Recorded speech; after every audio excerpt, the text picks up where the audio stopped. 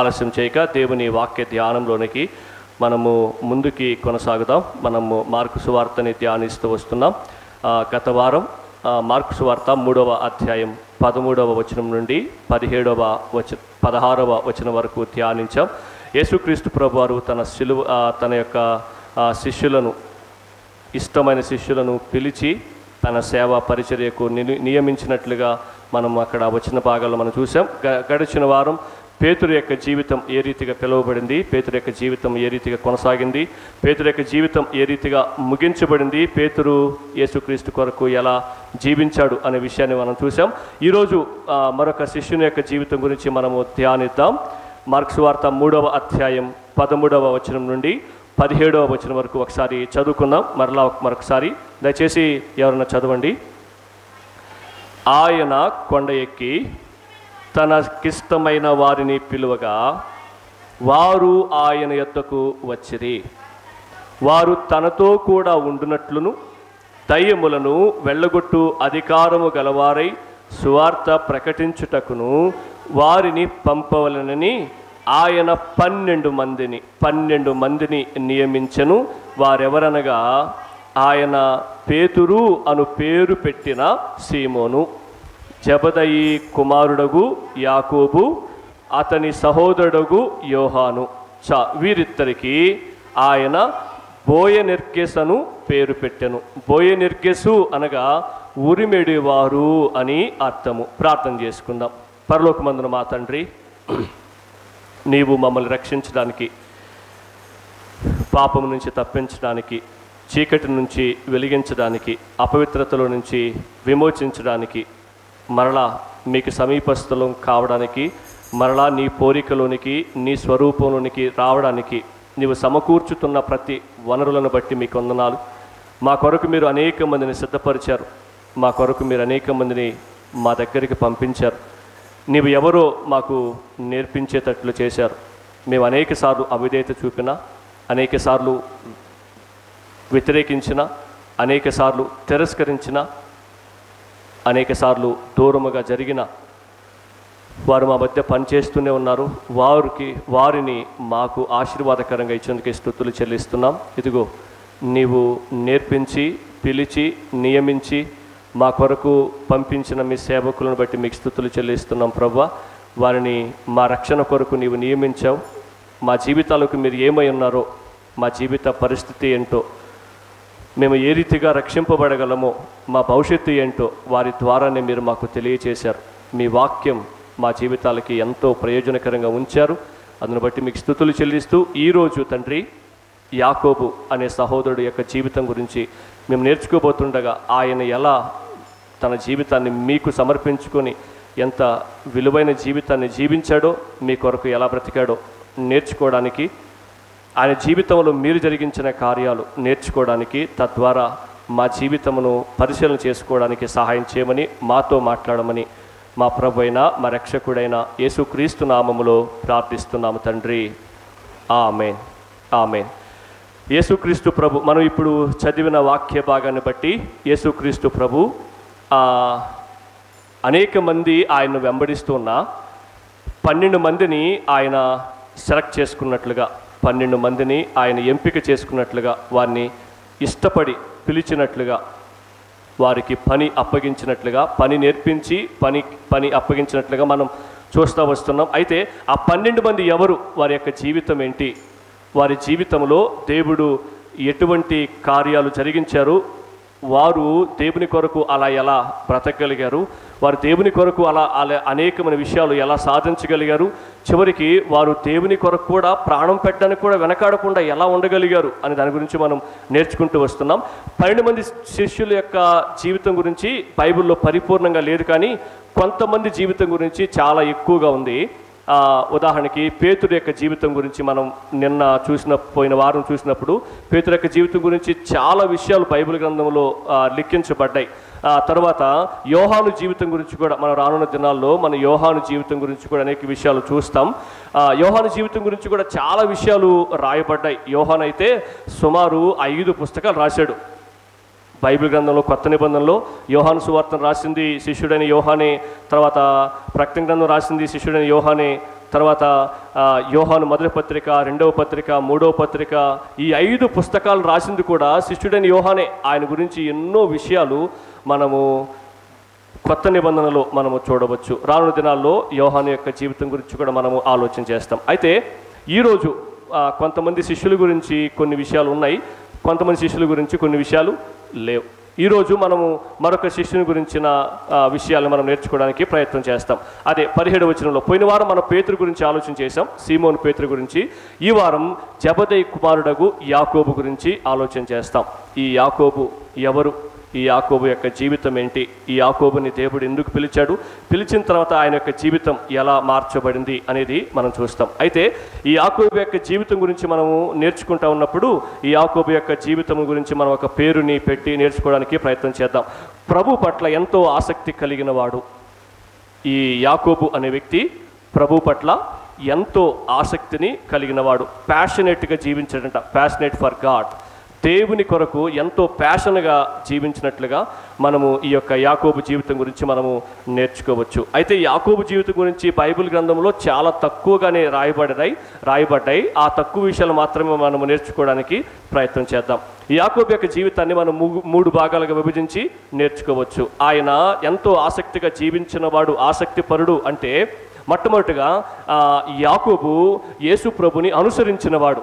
యేసు ప్రభుని అనుసరించినవాడు, వెంబడించినవాడు. ఎవరు?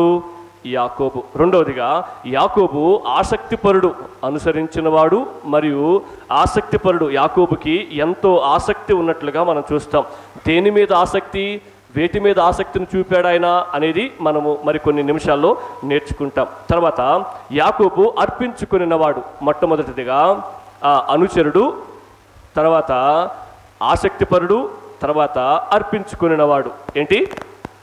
అనుచరుడు, తర్వాత ఆసక్తిపరుడు, తర్వాత అర్పించుకునినవాడు. మొట్టమొదటిగా యాకోబు దేవునిని అనుసరించినవాడు, దేవునిని వెంబడించినవాడు. అనుసరించినవాడు, వెంబడించినవాడు అంటే మనం అర్థం చేసుకోవాల్సిన విషయం ఏంటంటే యేసు ప్రభు యొక్క అడుగు జాడల్లో నడిచినవాడు అని అర్థం.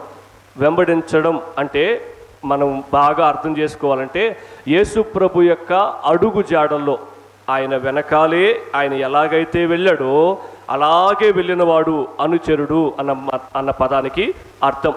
ఆయన వెనకాలే వెళ్ళడం, ఆయన్ని వెంబడించడం, ఆయన అడుగుజాడలు నడవడం, ఇవన్నీ కూడా మనకు ఎలా అర్థం అవ్వాలి అంటే ఆయన జీవితం ఎలాగైతే ఉందో, ఆయన జీవితంలో ఏం చేశాడో అవి చేయడం, ఏ దారిని వెళ్ళాడో ఆ దారిని వెళ్ళడం, దేన్ని ఎంచుకున్నాడో ఆ ప్రకారం నడవడం, తర్వాత ఏం చేయలేదో అవి చేయకుండా ఉండడం, దాన్నే అనుసరించడం అని అంటారు.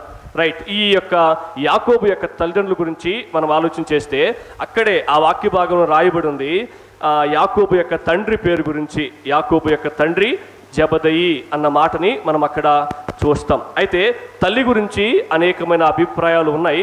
వాటిలో మనం ఒక వాక్య భాగాన్ని చూద్దాం. ఆయన తల్లి ఎవరు అని తెలుసుకునే ప్రయత్నం మనం చేద్దాం. మత్తయి సువార్త 27వ అధ్యాయం 56వ వచనం ఒకసారి మనం చూస్తే, చదువుతారు ఒకసారి. వారిలో మగ్దలేని మరియయు, యాకోబు, యోసే అనువారి తల్లి అయిన మరియయు. అంటే ఇక్కడ పైన ఒక యాకోబు ఉన్నాడు, కింద ఒక యాకోబు ఉన్నాడు. ఇప్పుడు మనం చదువుతున్న యాకోబు పెద్ద యాకోబు. యోసే అనువారి తల్లి అయిన మరియకు పుట్టిన యాకోబు చిన్న యాకోబు అంటారు. ఆయన శిష్యుడైన యాకోబు కాదు. ఇప్పుడు మనం ఎవరి కుమారుని చూస్తున్నామంటే జెబెదయి కుమారుని మనం చూస్తున్నాం. ఆయన యొక్క యాకోబు. జెబెదయి కుమారుల తల్లియు ఉండిరి. ఆ తల్లి పేరు గురించి మనం ఆలోచన చేస్తున్నాం కదా. మార్కు సువార్తను ఒకసారి చూద్దాం.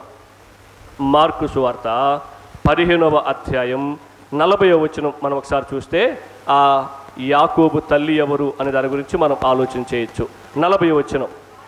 వారిలో మగ్దలేని మరియయు, చిన్న యాకోబు, యోసే అనువారి తల్లి అయిన మరియయు, సలోమియు ఉండెను. ఆ మత్తయి సువార్తలో ఏమో జెబెదయి కుమారుల యొక్క తల్లి అని రాశారు, ఆమె పేరు రాయలేదు.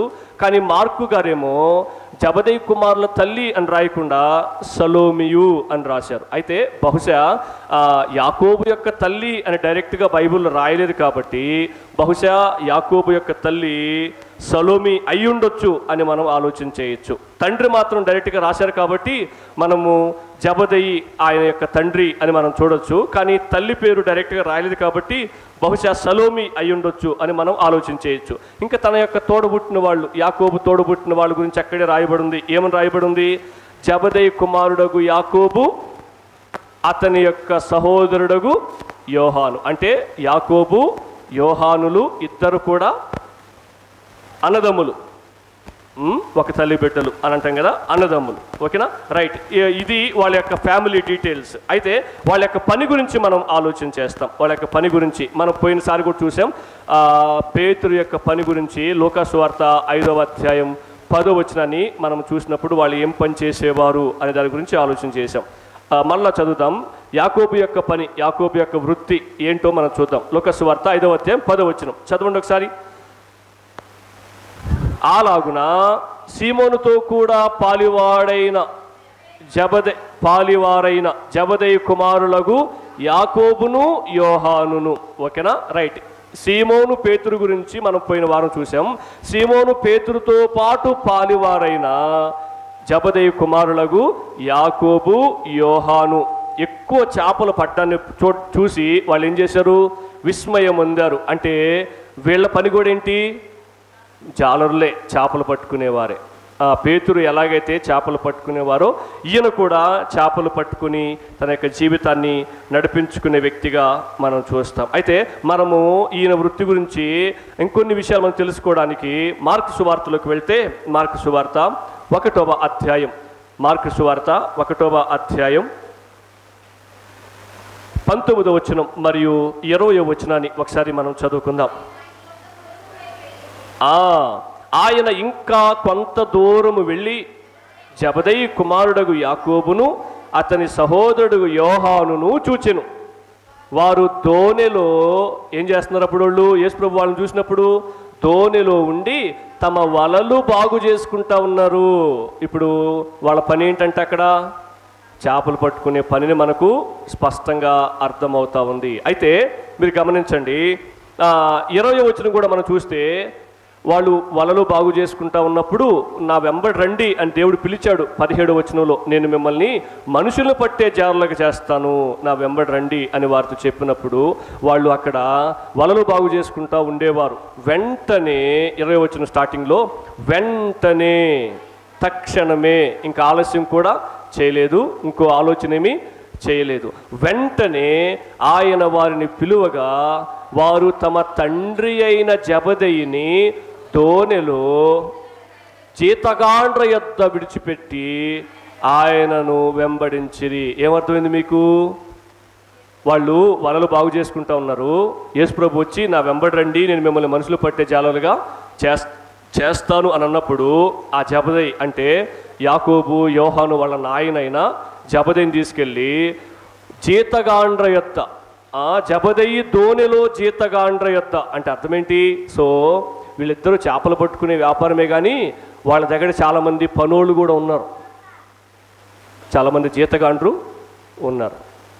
సో వీళ్ళు పేదవారేమీ కాదు, ధనవంతులే. కానీ వీళ్ళ వృత్తి ఏంటంటే చేపలు పట్టుకుని జీవించడం. ఓకే, బహుశా ఒకవేళ చేపల మార్కెట్ లాంటి వాళ్ళకి చిన్న బిజినెస్ కూడా ఉండవచ్చు. జీతగాండ్రు వాళ్ళ మధ్య ఉన్నారు చాలామంది. జబదయి వాళ్ళ కుటుంబం వద్ద చాలామంది చేపలు పట్టడానికి వెళ్ళేవాళ్ళేమో. వాళ్ళ నాన్న ఏం చేశారు? యేసుప్రభు పిలిచినప్పుడు వాళ్ళ నాయన్ని తీసుకెళ్ళి ఆ జీతగాండ్ర యొద్ద వదిలిపెట్టి వాళ్ళు ఏం చేశారంట? యేసుప్రభుని వెంబడించినట్లుగా మనం చూస్తాం. యేసుప్రభు వారిని పిలిచిన వెంటనే వాళ్ళు మారు మాట మాట్లాడకుండా, మరొక ఆలోచన చేయకుండా వెంటనే వారు యేసుప్రభుని వెంబడించినట్లుగా మనం చూస్తాం. ఇది మనం నేర్చుకోవడానికి ఎంతో గొప్ప పాఠం. పిలిచిన వెంటనే మనము యేసుప్రభుని వెంబడించడం అనేది మనకు చాలా ఆశీర్వాదకరమైన విషయం, ఎంతో ప్రయోజనకరమైన విషయం. అయితే యేసుక్రీస్తు ప్రభు ఆ యొక్క యాకోబుని మొదట రక్షింపబడ్డానికి పిలిచాడు. దేనికి పిలిచాడు? రక్షింపబడ్డానికి పిలిచాడు. తర్వాతే సేవకి పిలుస్తాడు. ఒక వ్యక్తి రక్షింపబడకుండా దేవుని పని చేయడానికి అతనికి ఎటువంటి అనుమతి లేదు. మనము కొన్ని క్రిస్మస్ పండుగలకి, ఈస్టర్ పండుగలకి ఫ్లెక్సీలు నాటుతాం, తర్వాత క్యారల్స్కి వెళ్ళేటప్పుడు ట్రాక్టర్ని రెడీ చేస్తాం. ఇలా చేసేటప్పుడు మన గ్రామంలో కొంతమంది హైందవ సహోదరులు కూడా ఆ పనులు చేయడానికి హెల్ప్ చేస్తారు. కానీ వాళ్ళు క్రైస్తవులు కాదు. దేవుడు వాళ్ళ యొక్క సహకారాన్ని ఏమాత్రం అంగీకరిస్తాడా? అంగీకరించడు. ఎందుకు అంగీకరించడు అంటే మొదట వారు దేవుని బిడ్డలుగా జన్మించాలి, తర్వాతే వాళ్ళు దేవుని పని చేయాలి. మీరు గమనించండి, ఏ సంఘాల్లో అయినా కూడా దేవునికి మహిమకరము కాని పద్ధతులు కొన్ని జరుగుతున్నాయి అంటే అది వాళ్ళ గుర్తింపు కోసం ఏర్పాటు చేసుకున్న పద్ధతులు. వాళ్ళ గుర్తింపు కోసం ఏర్పాటు చేసుకున్న పద్ధతుల ద్వారా దేవునికి మహిమ రాదు. దేవుణ్ణి మహింపరచడానికి పిలువబడిన వ్యక్తి తమ గుర్తింపు కోసం ఎందుకు ఆలోచన చేస్తారు అంటే వాళ్ళు మొదట రక్షింపబడలేదు అని అర్థం. నిజంగా ఒక వ్యక్తి రక్షింపబడి ఉంటే ఆ వ్యక్తి జీవితాంతం దేవుణ్ణి మహింపరచడానికే సిద్ధపరచబడతారు. తమ కోసం ఎప్పుడు కూడా ఏ పని కూడా చేయరు. తమ పేరు, తమ గుర్తింపు, తమ ప్రఖ్యాత ఏది కూడా వాళ్ళు ఆశించరు. దేవుని కొరకు మాత్రమే వాళ్ళు బ్రతికేయడానికి ప్రయత్నం చేస్తారు. మనం యాకోబు యొక్క జీవితం చివరికి మనం పేతురు జీవితం కూడా గత వారం చూసాం. పేతురు జీవితం కూడా తన జీవితాంతం ఆయన కోసం బ్రతకలేదు, ఏది ఆశించి బ్రతకలేదు, ఏదో వస్తుందని బ్రతకలేదు, దేవుని కోసమే బ్రతికాడు. చివరికి ఆయన చనిపోయినా కూడా దేవుని కోసమే చనిపోయాడు. ఈవెన్ యాకోబు కూడా నిజంగా రక్షణ ద్వారా దేవుని యొద్దకు వచ్చాడు కాబట్టి, దేవునికి సమీపస్తుడయ్యాడు కాబట్టి ఆయన చేసే ప్రతి పని అనగా ఆయన చేసే ప్రతి సేవ కూడా దేవుని కొరకే చేసినట్లుగా, దేవుని కొరకే బ్రతికినట్లుగా, దేవుని కొరకే చనిపోయినట్లుగా మనం చూస్తాం.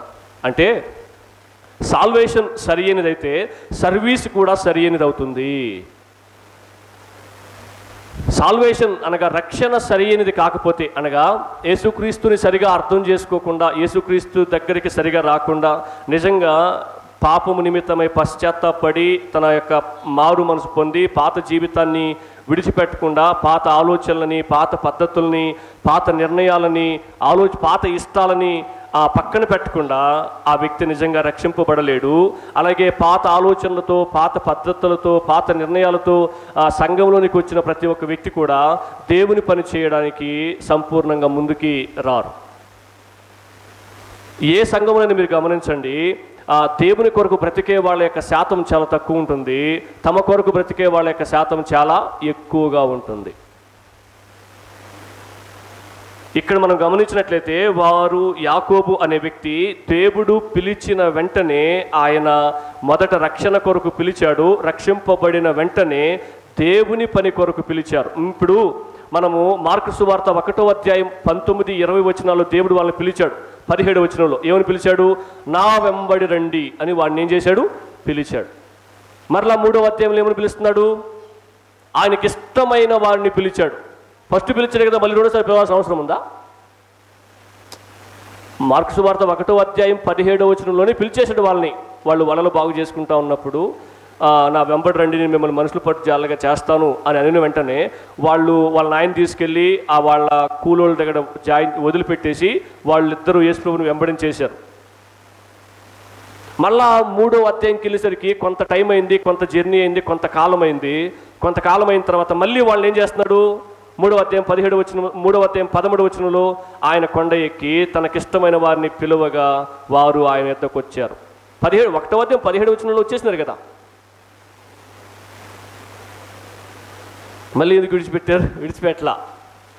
1వ అధ్యాయం 17వ వచనంలో పిలిచిన పిలుపు రక్షణకు సంబంధించిన పిలుపు. 3వ అధ్యాయం 13వ వచనంలో పిలిచిన పిలుపు సేవకు సంబంధించిన పిలుపు. అర్థమైందా? సువార్త ద్వారా ఒక వ్యక్తిని దేవుడు పిలుచుకుంటాడు. పిలుచుకొని ఆ వ్యక్తిని మార్చి సంఘంలో చేర్చి వాక్యాన్ని ప్రకటించి ఆ వ్యక్తి దేవుని కొరకు బ్రతికే వ్యక్తిగా తయారు చేసి బోధ అందించి ఆ వ్యక్తిని ఏం చేస్తాడంటే ఆయన పని చేసుకోవడానికి నియమిస్తాడు. హల్లెలూయా. సువార్త ద్వారా సంఘంలోనికి పిలిచిన వెంటనే పాస్టర్లను చేసేస్తారు. ఎవరినైనా ఇది చేయరు. సంవత్సరాలు పడుతుంది. చర్చిలోకి వచ్చిన ఒక వ్యక్తి దేవుని సేవ చేసే వ్యక్తిగా నియమించబడడానికి సంవత్సరాలు పడుతుంది. చాలామందికి జీవితాలు కూడా పడతాయి. అర్థమవుతుందా? మహా అయితే మీరు ఆలోచించేయండి, ఈ సంఘం స్థాపించబడి 40 సంవత్సరాల దాకా అవుతుంది కదా, ఒక్క పాస్టర్ వచ్చాడు ఈ సంఘంలోంచి.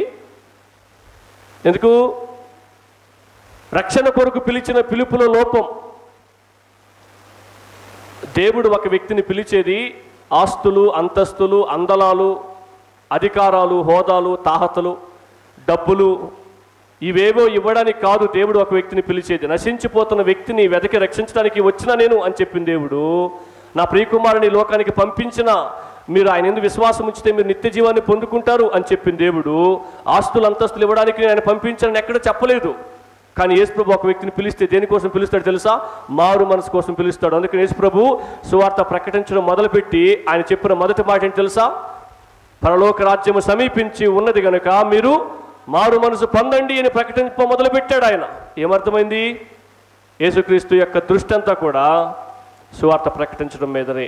ఆయన ఒక వ్యక్తిని పిలిస్తే దేనికోసం పిలుస్తాడంటే నీ పాపపు జీవితాన్ని విడిచిపెట్టి యేసుక్రీస్తుని రక్షకుడిగా అంగీకరించి నీ పాపపు జీవితాన్ని దేవుని పాదాల చెంత కన్నీటితో పశ్చాత్తాపంతో ఒప్పుకొని, ప్రభువా నా జీవితాన్ని ఇదిగో ఇంత ఘోరమైన శిక్ష నుంచి తప్పించేందుకు నీ కొందనాలు, ఇదిగో ఇంత ఘోరమైన వ్యక్తిని కూడా నువ్వు రక్షించడానికి తీర్మానించుకున్నావు, నన్ను క్షమించు, నన్ను నీ బిడ్డగా అంగీకరించు, ఇక మీదటి నుంచి పాత జీవితంలోనికి వెళ్ళను, నా మనసుని మార్చు అని చెప్పి ఎవరైతే దేవునికి తన జీవితాన్ని అప్పగించుకుంటారో వారు నిజంగా రక్షింపబడినట్లు. వారు గత జీవితాన్ని జీవించరు, పాత జీవితాన్ని జీవించరు. మనకి ఎలా చెప్పినారంటే ఒక వ్యక్తి రక్షింపబడ్డం అంటే, రక్షింపబడ్డం అన్న పదాన్ని కూడా వాడరు అనుకోండి, చాలా సంవత్సరాలు వాడలేదు.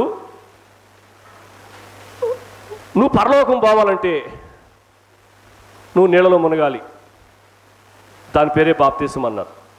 నువ్వు నరకం నుంచి తప్పించబడాలంటే, నీకు శిక్ష ఉంది కాబట్టి ఆ నరకం నుంచి తప్పించబడాలంటే నువ్వు బాప్తిసం తీసేసుకుంటే చాలు అన్నారు. అందుకనే చెడ్డ మాటలు మాట్లాడుతూ బాప్తిసం తీసుకొని బల్లో చేయి వేసేవారు ఉన్నారు. దొంగతనం చేస్తూ బాప్తిసం తీసుకొని బల్లో చేయి వేసేవారు ఉన్నారు. అవునా? అంటే పాపములో కొనసాగుతూనే బాప్తిసం తీసుకొని బల్లో చేయి వేసేవారు ఉన్నారు. ఏమర్థమైంది?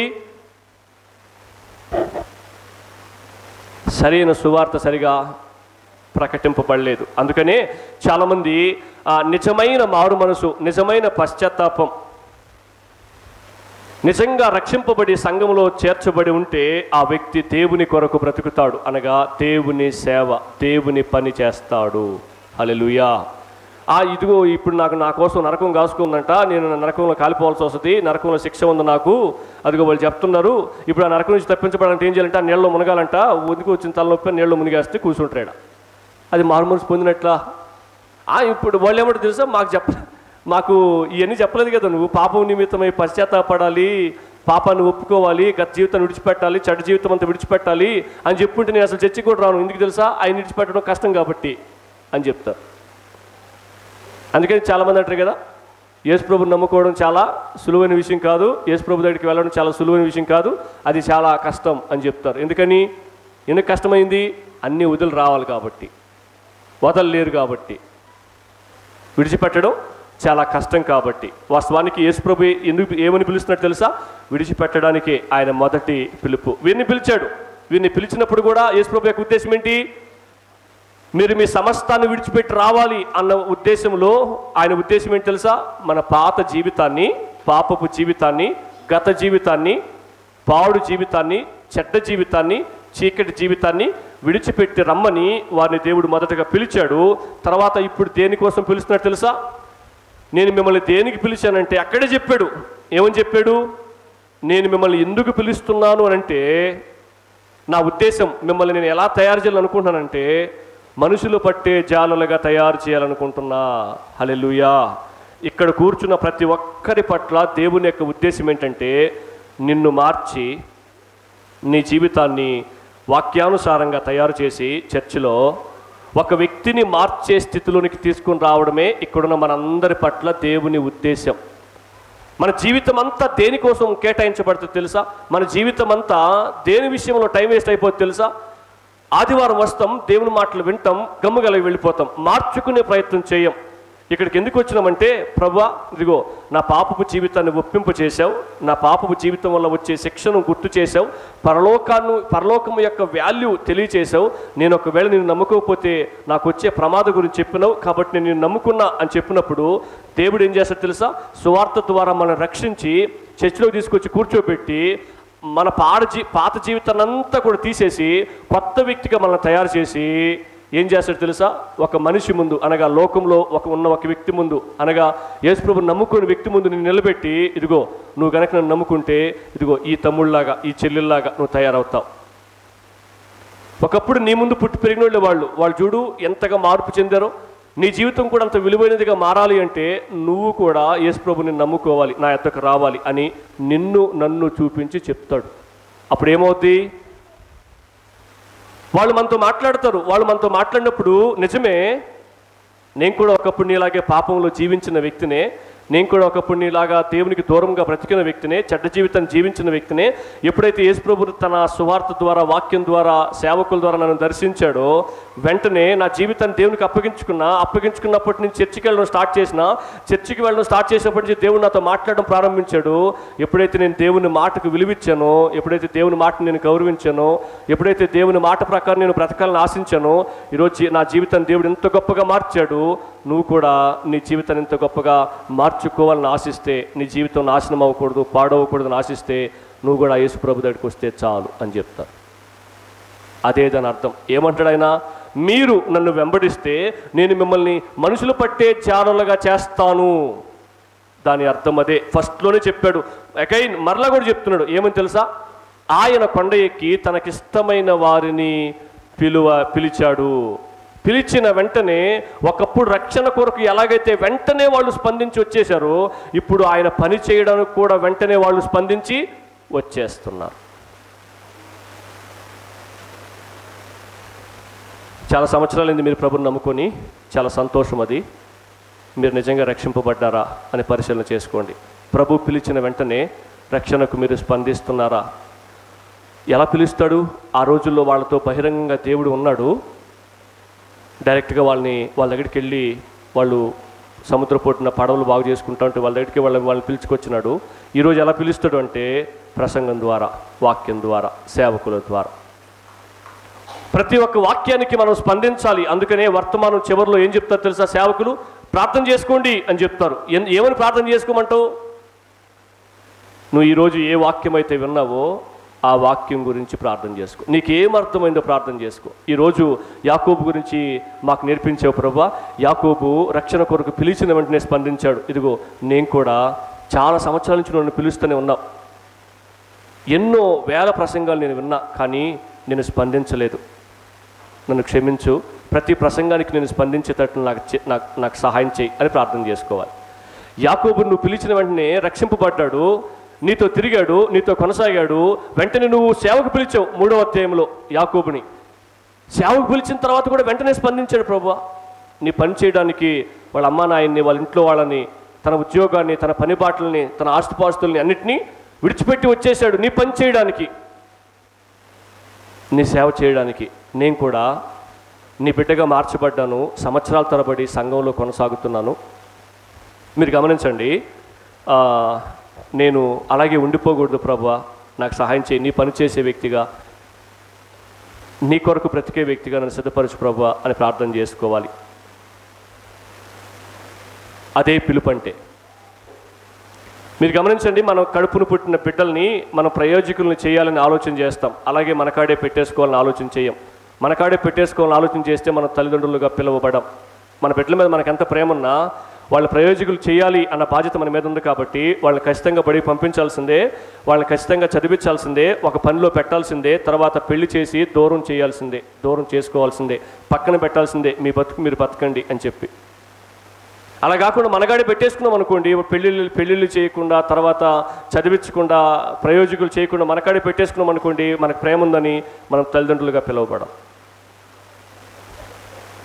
అలాగే దేవుని యొద్దకు వచ్చిన ప్రతి ఒక్క వ్యక్తి కూడా నిజంగా రక్షింపబడిన వ్యక్తి దేవుని వాక్యానికి లోబడతాడు కాబట్టి, దేవుని వాక్యాన్ని గౌరవిస్తాడు కాబట్టి, దేవుని వాక్యాన్ని అన్వయించుకుంటాడు కాబట్టి, దేవుని వాక్యానికి లోబడి దేవుని వాక్య ప్రకారం జీవించాలని ఆశిస్తాడు కాబట్టి, వెంటనే ఆ వ్యక్తి ఎలా ఆలోచిస్తాడంటే, దేవుని వాక్యం మాట్లాడుతూ ఉన్నప్పుడు నేను దేవుని కొరకు బ్రతకాలి, నేను దేవుని కొరకు ప్రయోజకుడు అవ్వాలి, నేను ఎంతకాలం ప్రార్థన చేసుకుంటా కూర్చుంటా, ఎంతకాలం పాడుకుంటూ కూర్చుంటా, దేవుని కొరకు ఒక వ్యక్తిని సంపాదించే వ్యక్తిగా నేను సిద్ధపడాలి అని ఆ వ్యక్తి తీర్మానించుకుంటాడు.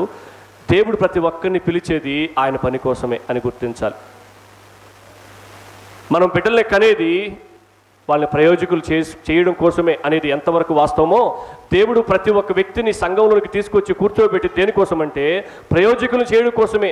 ఏంటి ఆ ప్రయోజనకరం అంటే మరొక వ్యక్తిని దేవుని కొరకు సంపాదించడం. మన జీవితం అంతా దేంట్లో ఖర్చు అయిపోతుంది తెలుసా?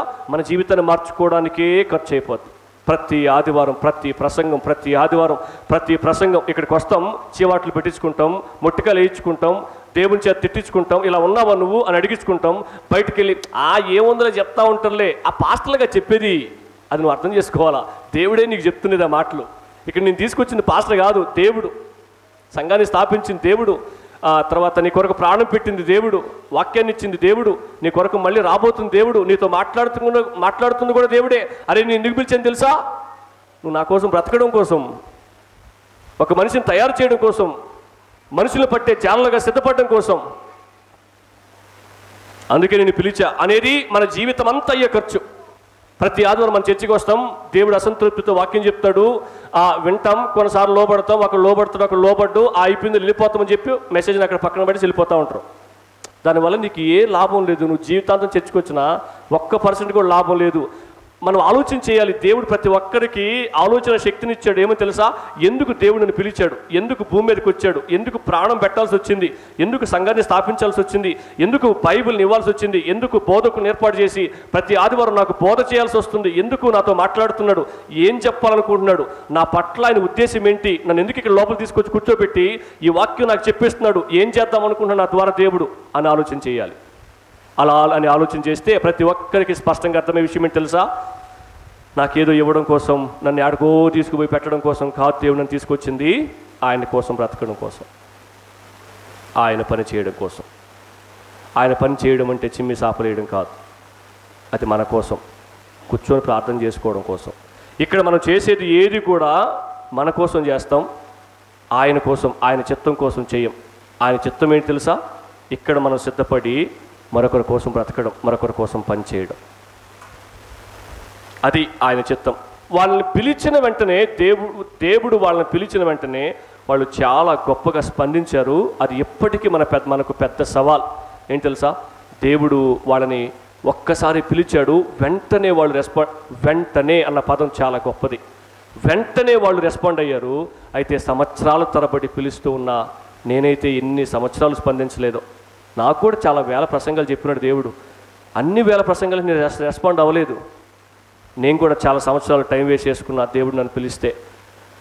ఇప్పటికీ దేవుడు నిన్ను పిలుస్తూనే ఉన్నాడు ఆయన పని కొరకు బ్రతకడానికి. యాకోబుని దేవుడు రక్షణ కొరకు పిలిచాడు, రక్షింపబడ్డాడు, వెంటనే ఆయన పని కొరకు పిలిచినట్లుగా మనం చూస్తాం. అయితే ఈ మొదటి మాటలో మనం నేర్చుకోవాల్సిన పాఠం ఏంటంటే, యేసు ప్రభు పిలిచిన వెంటనే మనం ఆయన పిలుపుకి స్పందించి ఆయన్ను అనుసరించే వారంగా ఉండాలి. యాకోబు దేవునిని అనుసరించాడు. రెండవది, తర్వాత ఈ మాట కూడా నేను చెప్పనివ్వండి. మొదటి మాటలోనే చాలామంది వాయిదా వేస్తారండి, ఇప్పుడు కాదు రేపు చూద్దాం, ఇంకా చాలా టైం ఉంది, మనం ఇంకా ముసలోళ్ళం అవ్వలా, మనకి ఇంకా పెళ్ళిళ్ళు అవ్వలేదు, మనకి ఇంకా సెటిల్మెంట్ అవ్వలేదు, మనం ఇంకా ముసలోళ్ళు అవ్వలేదు, ముసలోళ్ళు అయిపోయేటప్పుడు కదా చచ్చిపోతాం. ఎవరు చెప్పినారట? చచ్చిపోయే ముందు దేవుని గుర్తు చేసుకుంటే చాలు, ఇప్పుడు కాదు ఇంకా చాలా ఉన్నాయి మనం సాధించాల్సినవి అని చెప్పి ఏం చేస్తారు తెలుసా? వాయిదా వేస్తారు. అంటే వాళ్ళ జీవితంలో కొన్ని పనులు ఉంటాయి, ఆ పనులకు ఇచ్చినంత ప్రాధాన్యత దేవుని పిలుపుకి ఇవ్వరు. సంపాదించడానికి, చదువుకోవడానికి, ఉద్యోగం కోసం, తర్వాత ఫ్యామిలీ కోసం, తర్వాత మిగతా కొన్ని ఉంటాయి, వాటన్నిటికీ మనుషులు సమయాన్ని కేటాయించినంతగా దేవుని పిలుపుకి సమయాన్ని కేటాయించరు. వాటికి స్పందించినట్లుగా మన ఆఫీసర్ ఫోన్ చేసాడు అనుకోండి, వెంటనే రెస్పాండ్ అయ్యి పనులన్నీ ఆపేసి వెంటనే వెళ్ళిపోతాం వాళ్ళ దగ్గరికి. కానీ యేసు ప్రభు పిలిస్తే మాత్రం ఏ మాత్రం స్పందించం, పిలిచే అవకాశం కూడా ఇవ్వం, దేవుడు పిలవడానికి చెవును కూడా ఇవ్వం. అది చాలా లోపం, చాలా ప్రమాదకరం. రేపు ఏమి సంభవిస్తుందో మనకు తెలియదు. అందుకనే కొరింథీ సంఘానికి అపోస్తలుడైన పౌలు రాస్తూ 2వ పత్రిక రాస్తూ ఇలా అన్నాడు. చదువుతారా ఒకసారి? కొరింథీలకు రాసిన 2వ పత్రిక, కొరింథీలకు రాసిన 2వ పత్రిక 6వ అధ్యాయం 1వ వచనం 2వ వచనం ఒకసారి మనం చదువుదాం.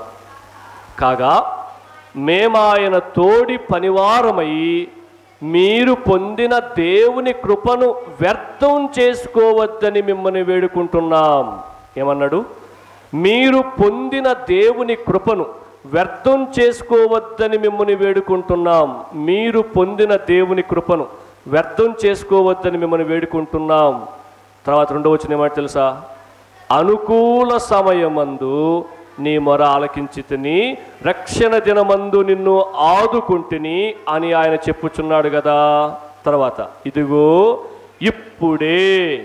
ఇప్పుడే మిక్కిలి అనుకూల సమయము, ఇదిగో ఇదే రక్షణ దినము. ఇప్పుడే మిక్కిలి అనుకూల సమయము, ఇదే రక్షణ దినం. ఎందుకన్నాడు ఆయన ఇప్పుడే ఇదే అని? ఎందుకన్నాడంటే రేపు మంది కాదు. ఏ క్షణాన ఏమి సంభవిస్తుందో ఎవరికి తెలియదు. ఏ క్షణమున మనం ఈ లోకాన్ని విడిచిపెడతామో తెలియదు. కాబట్టి వాయిదా వేయొద్దు, నిర్లక్ష్యం చెయ్యొద్దు అని చెప్తూ ఏం చెప్తున్నాడు తెలుసా? ఇప్పుడే ఇదే అనుకూల సమయం అని అన్నాడు. కాబట్టి సహోదరులు సహోదరీలు, ప్రభు యొక్క పిలుపుకి స్పందించడానికి ఇప్పుడే మిక్కిలి అనుకూల సమయం, ఇదే రక్షణ దినం అని మనం గుర్తు చేసుకోవాలి. రక్షింపబడడానికి దేవుడిని పిలుస్తున్నాడా? నీ జీవితం ఇంకా పాపంలో ఉందా? వెంటనే రెస్పాండ్ అవ్వు, నీకు చాలా ప్రయోజనకరంగా ఉంటుంది. దేవుని పని చేయడానికి నువ్వు ఇదివరకే రక్షింపబడ్డావా? వాక్యానుసారంగా రక్షింపబడ్డావా? వాక్యానుసారంగా నువ్వు రక్షింపబడితే దేవుడు నిన్ను ఆయన కొరకు బ్రతకాలని పిలుస్తున్నాడు. రెస్పాండ్ అవ్వు, స్పందించు, లేకపోతే నీకు చాలా నష్టం కలుగుతుంది అని గుర్తు చేసుకోండి. యాకోబు రక్షింపబడ్డానికి పిలిచినప్పుడు వెంటనే స్పందించాడు. యాకోబు ఆయన పని కొరకు పిలిచినప్పుడు వెంటనే స్పందించినట్లుగా మనం చూస్తాం. ఇది మొదటిది. రెండో విషయాన్ని మనం చూస్తే యాకోబు జీవితం గురించి చాలా తక్కువ సార్లు ప్రస్తావించబడింది అని మనం మొదటే చూసాం. అయితే 2 చోట్ల యాకోబు గురించి ప్రస్తావించబడినట్లుగా మనం చూస్తాం. ఆ 2 చోట్లను ఇప్పుడు ఆలోచన చేస్తాం. యాకోబుకున్న ఆసక్తి గురించి మనం ఇప్పుడు ఆలోచన చేస్తాం. యాకోబు యొక్క ఆసక్తి లూకాసు వార్త 9వ అధ్యాయంలో యాకోబు యొక్క ఆసక్తిని మనం ఒక సందర్భంలో చూస్తాం. లూకాసు వార్త 9వ అధ్యాయం 51వ వచనం నుంచి ఒకసారి చూడండి. నేను చదువుతాను, మీరు జాగ్రత్తగా ఆలకించండి. ఎక్కువ వచనాలు ఉన్నాయి కాబట్టి నేను నిదానంగా మీకు అర్థమయ్యేటట్లు చదువుతూ వివరిస్తూ వస్తాను. లూకాసు వార్త 9వ అధ్యాయం 51 నుంచి 56 వరకు నేను చదువుతున్నా చూడండి. ఆయన పరమునకు చేర్చుకొనబడు దినములు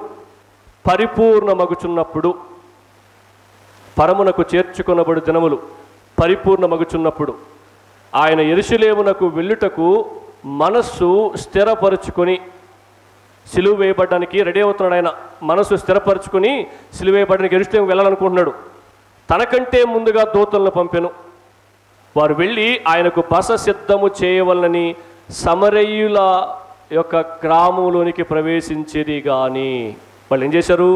యేసు ప్రభు సిలువ వేయబడడానికి రెడీ అవుతున్నాడు, మనసు స్థిరం చేసుకుంటున్నాడు. ఇంకా నాకు ఎన్నో దెబ్బలు తగులుతాయి, నేను సిలువ వేయాలి, చాలా సమస్యలు వస్తాయి, చాలా దెబ్బలు కొడతారు నన్ను అని ఆలోచన చేస్తున్నానికి ఆయనకు ముందే తెలుసు. అన్నీ పరలోకంలోనే అన్నీ తెలుసుకుని వచ్చినాడు. ఆయన భూమి మీదకి వచ్చిందే మనందరి రక్షణ కొరకు, ఆయన శిక్షించబడ్డానికి. ఆ టైం దగ్గర పడింది, నేను ఇప్పుడు యెరూషలేములోనికి వెళ్ళాలి, నేను ఆ రోమా సైనికుల చేత శిక్షించబడాలి అని ప్రిపేర్ అవుతూ ఏం చేశాడు తెలుసా? సమరయ్య గ్రామంలోనికి వెళ్ళాడంట. వెళ్ళి నాకు కొన్ని రెడీ చేయండి అని చెప్పిన వెంటనే వాళ్ళు ఏం చేశారు చూడండి ఒకసారి. 53వ వచనంలో ఆ సమరయ్య గ్రామంలోనికి ప్రవేశించేది. కానీ ఆయన యెరూషలేమునకు వెళ్ళ నభిముఖుడైనందున వారు ఆయనను చేర్చుకొనలేదు. యెరూషలేము వెళ్ళడానికి ఇష్టపడుతున్నాడు కాబట్టి ఈ సమరయులు వారిని ఆయన చేర్చుకోలేదంట. నేను వివరిస్తాను దాని గురించి.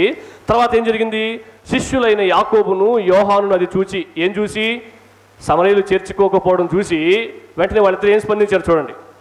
యాకోబు యోహాను ఏం స్పందించారంటే, ప్రభువా, ఆకాశము నుండి అగ్ని దిగి వీరిని నాశనం చేయనట్లు మేము ఆజ్ఞాపించుట నీకు ఇష్టమా అని అడిగారు. ఆయన వారి తట్టు తిరిగి వారిని గద్దించాను. ఏం చేశారు? ఈయన మీరు వెళ్ళి నాకు రెడీ చేయండి అని చెప్పిన వెంటనే సమరయులు చెప్పిన వెంటనే సమరయులు ఇష్టపడలేదట. ఎందుకని? వాళ్ళు యెరూషలేము ప్రాంతానికి వెళ్ళడానికి వాళ్ళకి పర్మిషన్ లేదు. సమరయులు వేరు, యూదులు, యెరూషలేములో ఉన్న యూదులు వేరు.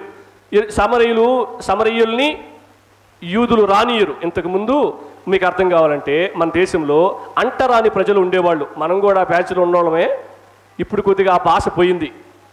అందుకనే ప్రతి గ్రామంలో మీరు చూడండి, ప్రతి ఊర్లో మాలాడ, ఊరికి బయట ఉంటుంది. మాలాడ అంటే మాల ప్లస్ వాడ అని అర్థం. మాల ప్లస్ వాడ అంటే అర్థం ఏంటి? మాలలు నివసించే ప్రాంతం అని అర్థం. మాలోళ్ళు, మాదిగోళ్ళు, యాందోళ్ళు. వాళ్ళందరినీ ఏం చేస్తారు తెలుసా? ఊరు బయట పెడతారు. ఏ ఊర్లో చూడండి, మాలాడ బయటే ఉంటుంది, ఊరి మధ్యలో అసలు ఉండదు, బయటే పెడతారు. ఎందుకు? అంటరాని ప్రజలని. మన భారతీయ సంస్కృతి ప్రకారం మీకు చెప్తే అర్థమవుతుంది. అలాగే ఈ సమరయులు కూడా యూదులకి ఎంటరాని వాళ్ళు. యూదులు పెద్ద కులస్తులని అర్థం, మన భాషలో చెప్పాలంటే. సమరయులు తక్కువ కులస్తులని అర్థం. ఈ సమరయుల్ని యూదులు రానిచ్చేవాళ్ళు కాదు. వీళ్ళు ఇప్పుడు యేసుప్రభు ఏం చేశాడు?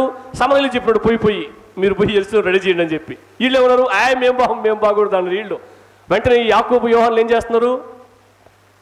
ప్రభా నువ్వు చెప్తే వాళ్ళు రెస్పాండ్ అవరా? నువ్వు చెప్తే వాళ్ళు స్పందించరా? నువ్వు ఒక పని చెయ్యి, ఏం తెలుసా? ఆకాశం నుండి అగ్ని దింపే అవకాశం మాకి, ఆకాశం నుండి అగ్ని దించమని మేము ఆజ్ఞాపిస్తాం, అగ్ని దిగొచ్చి వీళ్ళందరినీ కాల్చి పారేస్తుంది అంటున్నారు వాళ్ళు. వాళ్ళకి ఎడ తెలుసు? దేవుడు ఆజ్ఞాపిస్తే, సేవకుడు ఆజ్ఞాపిస్తే అగ్ని దిగి వస్తుంది ఆకాశం నుంచి. వాళ్ళకి పాత నిబంధనలు ఒక సందర్భం తెలుసు, దాని గురించి మనం ఇప్పుడు చదువుతాం. రాజుల 2వ గ్రంథం, రాజుల 2వ గ్రంథం 1వ అధ్యాయం నుంచి నేను చదువుతున్నా చూడండి. 1వ అధ్యాయం నుంచి 15వ వచనం వరకు మనం ఇప్పుడు చదువుతాం, గమనించండి. ఆహాబు మరణమైన తర్వాత, పేజీ నెంబర్ 306 చదువుతున్నా చూడండి.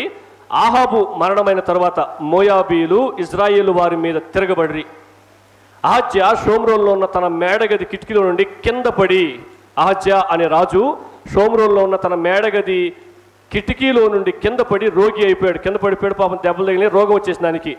మీరు ఎక్రోను దేవతయగు బయల్జబూలు నొద్దకు పోయి ఈ వ్యాధి పోగొట్టుకొని నేను స్వస్థపడుదునో లేదో విచారించుడని దూతలను పంపగా ఏం చేశాడు రాజు?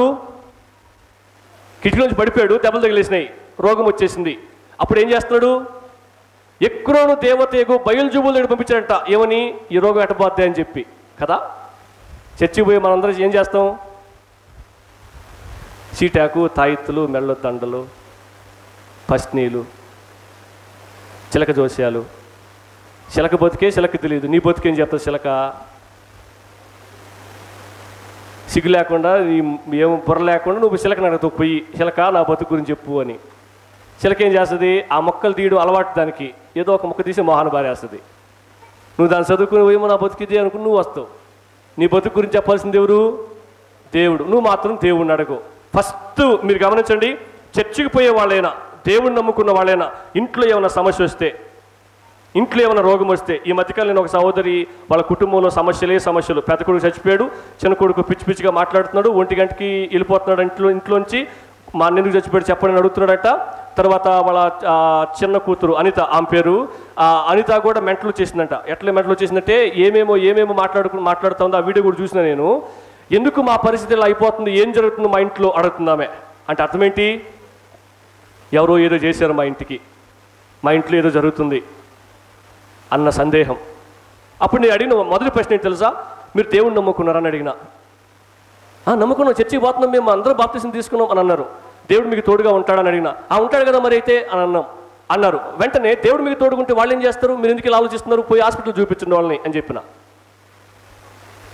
ఆమెకి మతిస్థిమితం కోల్పోయి ఉంటుంది, కొద్దిగా మెంటల్ వచ్చి ఉంటుంది. పోయి సైకాట్రిస్ట్ చూపిస్తే ఆటోమేటిక్గా మందులు ఇస్తాడు, నయమైపోద్ది ఆమెకి. అలా కాకుండా ఏందో అయిపోయింది, ఏదో జరిగిపోయింది, ఎందుకు ఇట్లా అయింది, ఇవన్నీ ఎవరు ఏ సందేహాలు? ఇవన్నీ అన్ని జనుల సందేహాలు. వెంటనే ఏం చేస్తాం? ఫస్ట్ నీకు పోతాం. వాళ్ళకి ఏం తెలిసింది సంగతి? వాళ్ళు చెప్పిందే చెప్తారు. మీరు గమనిస్తున్నారు. ఉదాహరణకి మీరు నా దగ్గరికి వస్తున్నారు దిగులుగా, నల్లమొహం పెట్టుకొని దిగులుగా, బాధతో వస్తున్నారు. నేను గమనించలేనా ఈ అబ్బాయి బాధతో ఉన్నాడని? ఈజీ గమనిస్తాను. నీ మొహం చూడని అర్థమైపోద్ది. సంతోషంగా నవ్వుతూ వచ్చావు, ప్రేమగా పలకరించినావు, వెంటనే ఏమర్థమైపోద్ది? ఈ అబ్బాయి సంతోషంగా ఉండని అర్థమైపోద్ది. వెంటనే నువ్వు బాధగా ఉంటే బాధగా ఉన్నావు, నీ కష్టం ఇదని చెప్తా. సంతోషంగా ఉండి సంతోషంగా ఉన్నావు, నీ సంతోషానికి కారణం ఇదని చెప్తా. పెద్ద విషయం అది. చీకట్లో రాయేస్తే ఏదో ఒక రాయి తగలుతుంది.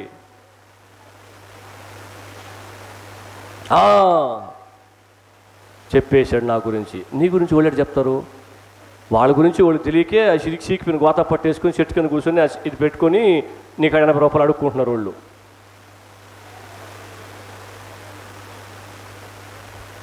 నువ్వు శుద్ధంగా బతికేదానివి, బతికేవాడివి, నువ్వు బాగా చదువుకున్నావు, బాగా తెలివైన వ్యక్తివి.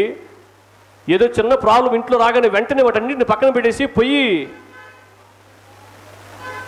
ఏ సంబంధం, ఏ చదువుకోలేని, ఏ మాత్రం బుర్రలేని వ్యక్తుల దగ్గరికి వెళ్ళి నాకు పరిస్థితి ఏంటో చెప్పును వాళ్ళని అడుగుతాం మనం. వాళ్ళకేం తెలుస్తుంది? వాళ్ళు కూడా మనలాంటి మనుషులే. వాళ్ళ బతుకు తెరువు కోసం నువ్వు ఎట్టగైతే నారాతకి ఉద్యోగానికి పనికి పోతావు, వాళ్ళు ఆ పని ఎన్నుకున్నారు అంతే, వేరే తేడా ఏం లేదు. నీ గురించి వాళ్ళు ఎట్లా చెప్తారు? నువ్వు నమ్ముతున్నావు? వాళ్ళు మనుషులు కదా, పైనుంచి దిగొచ్చారు వాళ్ళు ఏమన్నా? వాళ్ళకి అతిథి శక్తులు ఉంటాయా? ఏ శక్తులు ఉండవు. అది నువ్వు ఆలోచించాలి. ఈయన ఏం చేస్తున్నాడు రాజుగారు? కిటికీ నుంచి పడిపోయినాడు. ఎడకు పోవాలా? హాస్పిటల్ పోవాలా? లేకపోతే ఏం చేయాలా? దేవుడికి ప్రార్థన చేసుకోవాలా? ప్రార్థన చేయండి అని చెప్పాలా? ఏం చేస్తున్నాడు? ఎక్రోను దేవతకు బయల్జబ్బులు నొద్దకు పోయి ఈ వ్యాధి పోగొట్టుకొని నేను పడుదునో లేదో విచారించండి అని దూతలు పంపించాడట. నీ వ్యాధి నయమవుద్దని ఓడాడు చెప్తారు నీకు? అసలు ఆ ఉందాడా? అసలు ఆ మాట్లాడుతుందా? ఆమె మాటలొచ్చా? నోరుందా అసలు? అది అర్థం చేసుకోం మనం. ఆమెం చెప్పలేదు. ఎందుకు? ప్రాణం లేదు కాబట్టి. ఆంకడపు ఎంక్వైరీ చేయమని చెప్తున్నాడు ఈయన. తర్వాత జరిగిన సంగతి చూడండి.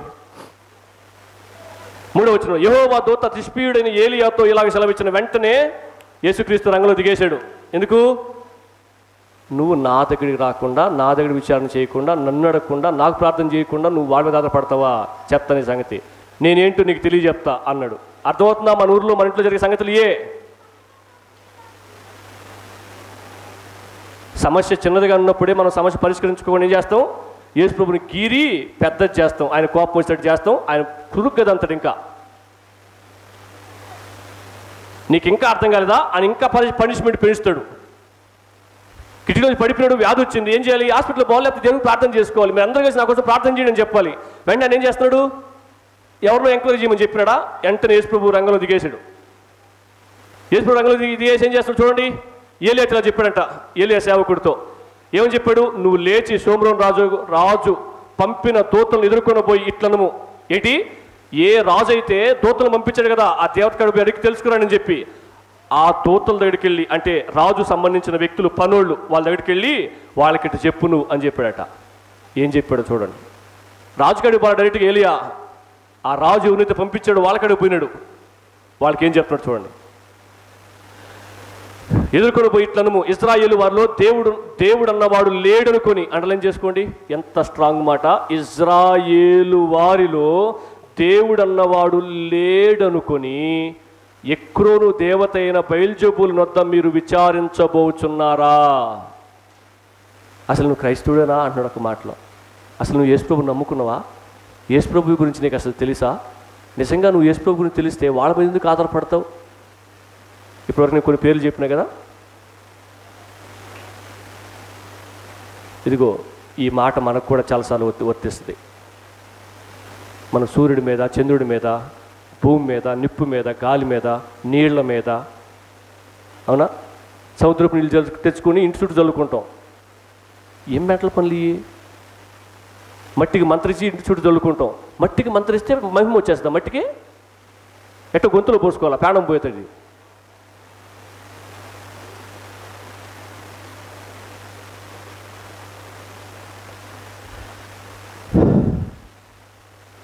ఆకు నీకు వైద్యానికి ఇస్తే ఆకు తీసుకొచ్చి ఒంటికి పూసుకొని గొంతులో ఉండలకు మింగితే రోగం పోద్ది, మళ్ళీ చుట్టూ మొలతాడు కట్టుకుంటూ పోతా.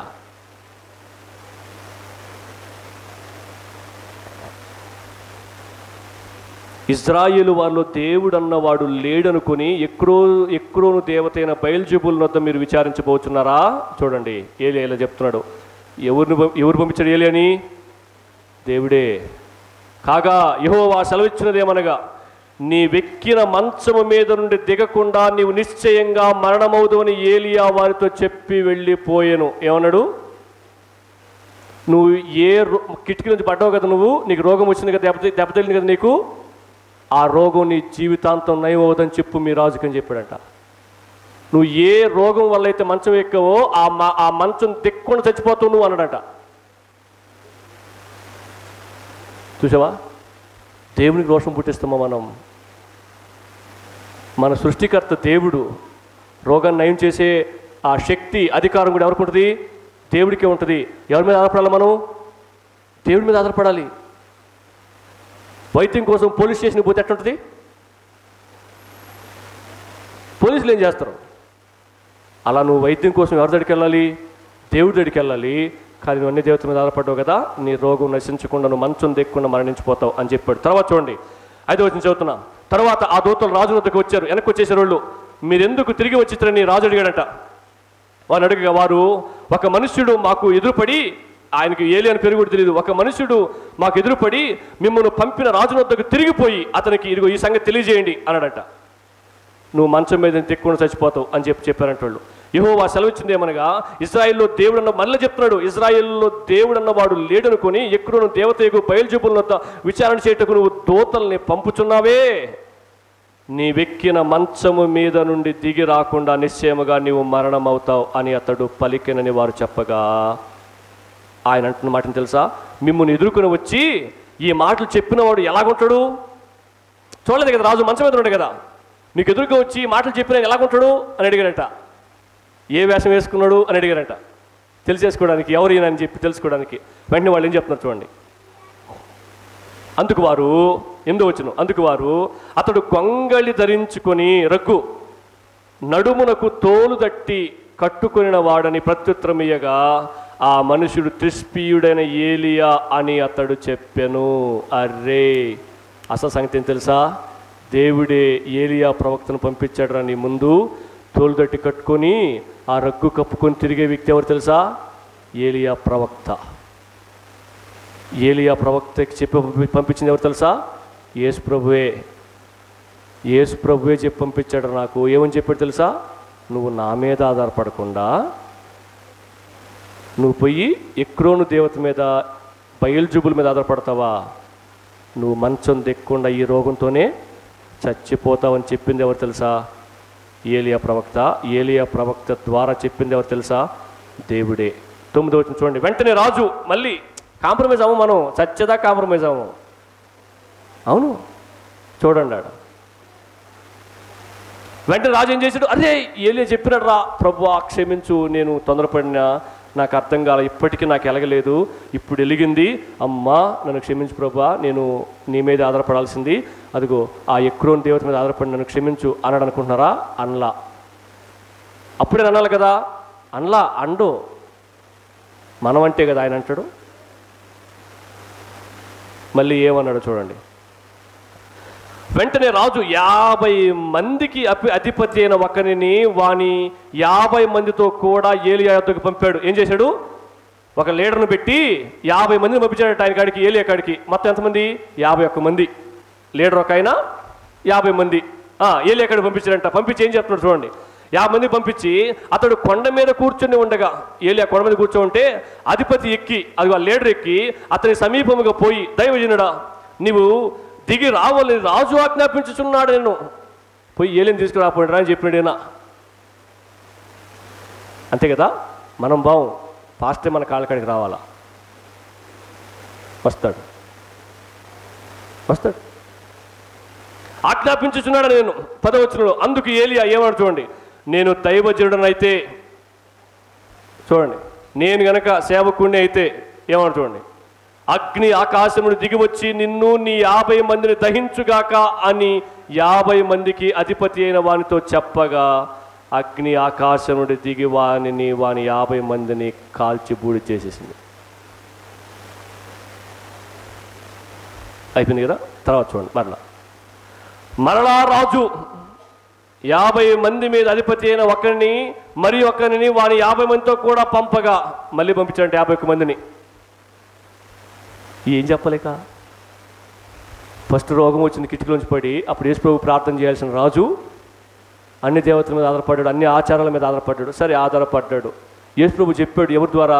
ఏలియా ద్వారా. నువ్వు గనక నా మీద ఆధారపడకపోతే నువ్వు మంచం మీదే ఉంటావు, దిగవు మంచం మీద, ఇక నువ్వు పరిపాలన, నీ కుటుంబం తర్వాత దేవుడు ఎరుగు అని చెప్పినాడు. అప్పటికైనా కలమేలుకుని బాధపడాలి కదా, కన్నీటి ప్రార్థన చేసుకోవాలి కదా, చేయలా. 51 మందిని పంపించాడు, ఒక లీడర్ని పంపించి తీసుకురాపండి అని. పాస్టర్ గారు ఏం చెప్పాడు? ఓహో ఇంకా బుద్ధి రాలేదా మీ రాజుకి, మిమ్మల్ని తంతే దేవుడు వాళ్ళకి బుద్ధి వస్తుంది అని చెప్పి ఏం చేశాడు తెలుసా? ఆకాశం నుండి అగ్ని దిగి వచ్చి మిమ్మల్ని అగ్ని చేత కాల్చేస్తుంది అనగానే ఏమైపోయింది తెలుసా? 51 మంది కాలి బూడిదైపోయినారు. మళ్ళీ ఏం చేశాడు రాజుగారు చూడండి.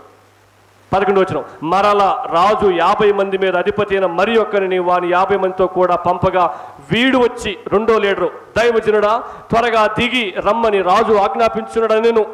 అందుకు ఏలియా ఏమంటే తెలుసా, నేను దైవజనుడు అయితే అగ్ని ఆకాశం నుండి దిగి వచ్చి నిన్ను నీ 50 మందిని దహించునుగాక అని చెప్పగా ఆకాశము నుండి దేవుని అగ్ని దిగి వచ్చి వాని 50 మందిని దహించెను. ఫస్ట్ ఎంతమంది? 51 మంది. ఇప్పుడు ఎంతమంది? 51 మంది. మొత్తం ఎంతమంది? 102 మంది. 102 మంది కాలి బూడిదైనా మనోడికి బుద్ధి రాలా. ఇంక చెప్తే అట్ట బుద్ధి వస్తుందండి, చెప్తే రాదు. కళ్ళ ముందే 102 మంది బూడిదైనా కూడా బుద్ధి రాలేదంటే ఇంక చెప్తే ఏం బుద్ధి వస్తుంది? అస్సలు లెక్కదు మనోడికి. తర్వాత కూడా ఏం చేశాడు చూడండి. 13వ వచనం, ఇంకను రాజు 50 మందికి, అబ్బో మళ్ళీ ఇంకొక 151 మంది తయారు చేశాడట. మళ్ళీ ఇంకను రాజు 50 మందికి అధిపతి అయిన యొక్కనిని వాని 50 మందితో కూడా పంపగా, ఈయన ప్లాన్ మార్చాడు. ఓహో, రాజు నన్ను రెడీ చేశాడు, నేను కూడా బూడిద అనుకున్నాడు ఈయన భాష మార్చాడు. ఏమని మార్చాడు చూడండి. వాని 50 మందితో కూడా పంపగా 50 మంది మీద అధిపతి అయిన 3వ వాడు వచ్చి ఏలియా ఎదుట మోకాళ్ళుని ఏం చేశాడట? మోకాళ్ళు వేసాడు. పాపం నేను ఇంకో 2 నిమిషాలు బూడిదైపోతుంది అనుకున్నాడు మనోడు. మోకాళ్ళుని ఏమన్నాడు? దైవజనుడా దయచేసి నా ప్రాణములు నీ దాసులైన ఈ 50 మంది ప్రాణములను నీ దృష్టికి ప్రియమైనవిగా ఉండనిమ్ము. అయ్యా మమ్మల్ని చేపించబాకు. అదిగో ఆ 102 మంది మేము కూడా బూడిదైపోతాం, మాకు పిల్లలు, కుటుంబాలు, కాపురాలు ఉన్నాయి, జీవితాలు ఉన్నాయి, చెప్పిస్తే మేము కూడా బూడిదైపోతాం అని చెప్పిన వెంటనే ఆయన ఏమంట చూడండి. 14వ వచనం, చిత్తగించుము, ఆకాశము నుండి అగ్ని దిగి వెనుకటి దశాధిపతులు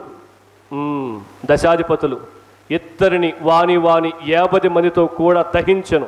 అయితే నా ప్రాణము నీ దృష్టికి ప్రియమైనదిగా ఉండనిమ్మని మనవి చేయగా నువ్వు చెప్పావు కాబట్టి.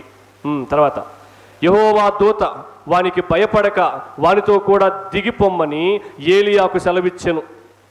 పో వాళ్ళతో పో అని చెప్పిందట. ఎవరు? యెహోవా దూత. యెహోవా దూత అన్న మాట బైబిల్ ఉన్నప్పుడల్లా కూడా యేసుక్రీస్తు ప్రభు అనుకోవాలి మనం. దాని గురించి వేరే వివరణ ఉంది. యేసుక్రీస్తు ప్రభు ఏలియా అదిగో వాడు మోకరించి మా ప్రాణాలను కాపాడే బాధ్యత నీ చేతుల్లోనే ఉందయ్యా, లేకపోతే మేము బూడిదైపోతాం అని అన్నాడు కాబట్టి నువ్వు దిగి వాళ్ళతో పో అని చెప్పాడట. చెప్పిన తర్వాత 15వ వచనం, యెహోవా దూత యేసుక్రీస్తు ప్రభు వానికి భయపడక వానితో కూడా దిగిపోమ్మని ఏలియాకు సెలవిచ్చెను గనుక అతడు లేచి వానితో కూడా రాజునొద్దకు వచ్చెను. అతడు వచ్చి రాజును చూచి విచారణ చేయుటకు ఇశ్రాయేలు వారి మధ్య దేవుడన్నవాడు లేడనుకొని నీవు ఎక్కడో దేవతకు బయల్జెబూలునొద్ద విచారణ చేయుటకే దూతలను పంపితివే, నీవెక్కడ మంచము మీద నుండి దిగి రాకుండా నిశ్చయముగా నీవు మరణమగుదు అని అతనితో చెప్పిన. రాజుతో రెడీ చెప్పేశాడట. 17వ వచనం, ఏలియా ద్వారా యెహోవా సెలవిచ్చిన మాట ప్రకారం అతడు చనిపోయెను. ఏమర్థమైందండి? వాడు కిటికీలోంచి పడిపోయి దెబ్బ తగిలినప్పుడే ఏలియా చెప్పేశాడు. ఎవరికి? రాజుకి. పోయి మీ రాజుకి చెప్పండి, దేవుని యొక్క విచారణ చేయకుండా దేవుడనే వాడు ఉన్నాడని మర్చిపోయి దేవుడికి రాకుండా రకరకాల పిచ్చి ప్రయత్నాలు చేస్తున్నాడు. దేవుడికి కోపం వచ్చింది, దేవుడు నాతో చెప్పమన్నాడు. ఏమని తెలుసా? నువ్వు ఇంకా మంచం మీద నుంచి దిగవు, చచ్చిపోతావు, మంచం మీదే అన్నీ ఇక అన్నాడు. చెప్పిన తర్వాత వెంటనే పశ్చాత్తాపడి దేవుడు మళ్ళీ స్వస్థపరుస్తాడు లేదా? స్వస్థపరుస్తాడు. ప్రభు నాకు తప్పు అయిపోయింది, నేను నీ యొక్క విచారణ చేయకుండా అన్యుల ఆచారాల ప్రకారం, అన్యుల పద్ధతి ప్రకారం నేను విచారణ చేసిన, నన్ను క్షమించు అని అడుగుంటే దేవుడు ఏం చేస్తాడు? వెంటనే అతన్ని మంచం మీద నుంచి లేపుతాడు. కానీ ఏం చేశాడు? నేను రాజుని. ఏమనుకుంటున్నాడు ఏలియా? పోయి తీసుకురాకుండా అన్నాడంట.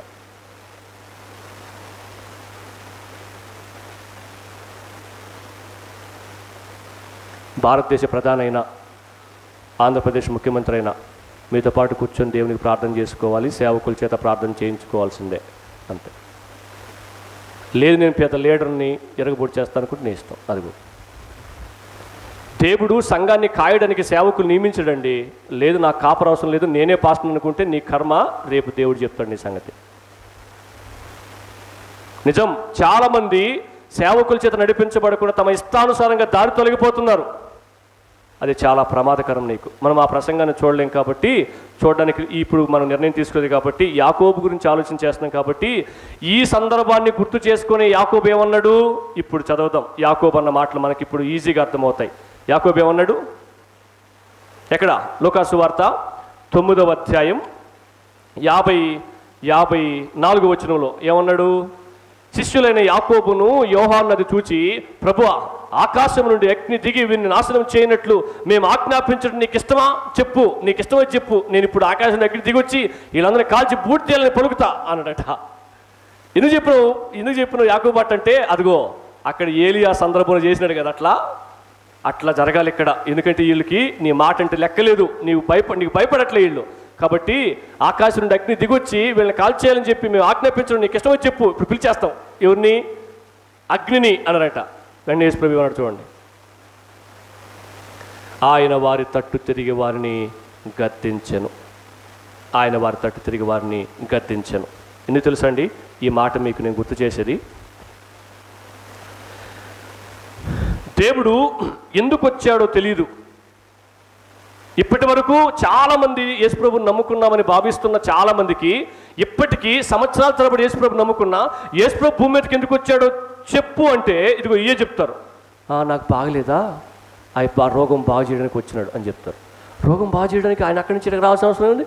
ఆడి నుంచే వాక్కును పంపి నేను బాగు చేయగలడు, చేశాడు కూడా చాలా సందర్భాల్లో. ఇక్కడికి రావాల్సిన అవసరం ఏముంది? తెలియదు. అదే ఆరోగ్యం కోసమే యేసుప్రభుని నమ్ముకుని యేసుప్రభు దగ్గరికి వస్తారు. నాకు చుట్టూ అప్పులు అయిపోయినాయా? ఎందుకు అయిపోయినాయి? నువ్వు చేసుకున్నాయి. ఆయన అప్పులు కడతానని చెప్పాడు. నీకా? నువ్వు అప్పు చేసి ఆయన ఎందుకు కడతాడు? ఎక్కడ చెప్పాడు బైబిల్లో నువ్వు అప్పు చేయి నేను కడతానని? ఆయన చూడం, వాక్యం చదవం, ఎవరు చెప్పుకుంటారు అబద్ధం. ఏమని? నువ్వు ఇష్ట ప్రకారం బతుకు, ఆయన బాగు చేసుకుంటూ వస్తుంటాడు. మీకు అర్థం కదా? అమ్మ నాన్న కష్టపడి అన్నీ సంపాదించి ఇంట్లో పెడుతుంటారు, ఈ పిల్లకాయలు ఏం చేస్తుంటారు? పగలు కొట్టేస్తుంటారు. అప్పుడు ఏం చేస్తాం మనం? నీకు తెలియదు రా వాటి విలువ అని చెప్తుంటారు. అలాగా నువ్వు నేను ఇష్ట ప్రకారం పాడు చేసుకుంటా ఉంటే దేవుడు అన్నీ ఇస్తా వస్తుంటాడు మనకు. అది వాక్యానుసారం కాదు. అలా నమ్మి చాలామంది యేసుప్రభు భూమి మీదకి ఇదిగో ఎన్ని చేయడానికి వచ్చినారు అని చెప్పేవాళ్ళు. అది వాస్తవం ఏమాత్రం కాదు. యేసుప్రభు భూమి మీదకి వచ్చింది ఒకే ఒక కారణం చేత, మనల్ని రక్షించడం కోసం. ఎక్కడి నుంచి రక్షించడం కోసం? పాపములో నుండి రక్షించడం కోసమే యేసుప్రభు భూమి మీదకి వచ్చాడు. ఇప్పుడు యేసుప్రభు శిక్షించడానికి వచ్చుంటే కానివ్వండి, వెంటనే అగ్ని దిగరమ్మని చెప్పు. అక్కడ ఏలియా టైంలో అగ్ని దిగొచ్చింది కదా, అట్లాగే అగ్ని వీళ్ళ మీద దిగొచ్చి వీళ్ళని దహించేయచ్చు అని అనేవాడు. కానీ అన్నాడా? అనలా.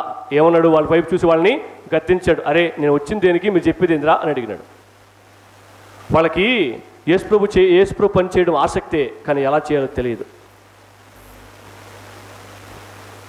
అందుకనే దేవుని పని చేస్తున్నాం అని భావిస్తూ దేవునికి అవమానకరమైన పనులు, దేవునికి సంతోషం కాని పనులు చాలామంది చర్చిల్లో చేస్తూ ఉంటారు.